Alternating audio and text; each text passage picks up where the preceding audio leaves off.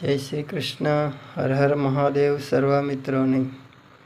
આજે આપણે જાણીશું ગણપતિજીને કઈ કઈ રાશિ પસંદ છે અને શું કરવાથી આ રાશિના જાતકોને મનવાંછિત ફળની પ્રાપ્તિ થાય છે.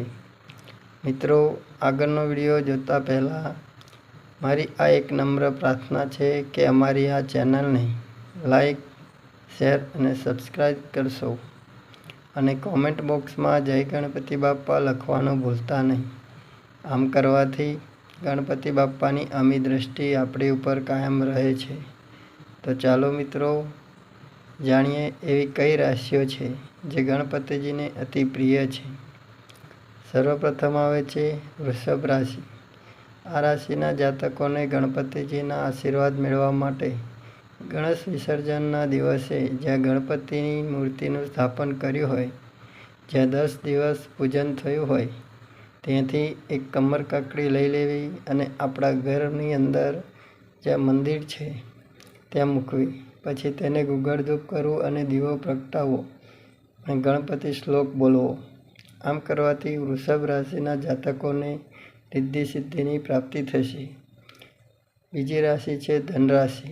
આ રાશિના જાતકોને ગણેશજીની મૂર્તિ આગળથી એક સોપારી લેવી.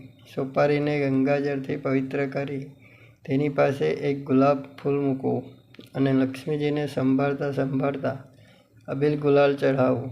આમ કરવાથી લક્ષ્મીજી પ્રસન્ન થશે અને તમને સુખ શાંતિ પ્રદાન કરશે. ત્રીજી રાશિ છે મકર રાશિ.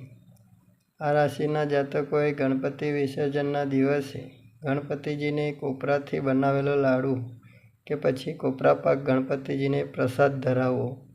તે દિવસે કોઈ ગરીબ માણસને અથવા ભિખારીને દાન દક્ષિણા યથાશક્તિ આપવી અથવા 5 બ્રાહ્મણને પાકું ભોજન જમાડવું.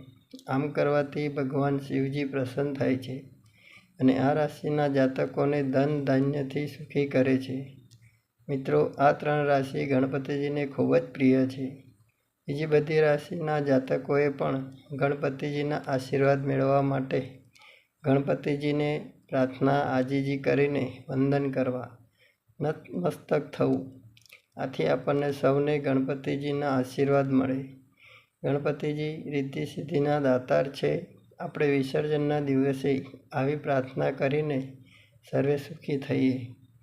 જય શ્રી કૃષ્ણ. હર હર મહાદેવ. જય ગજાનન ગણપતિ.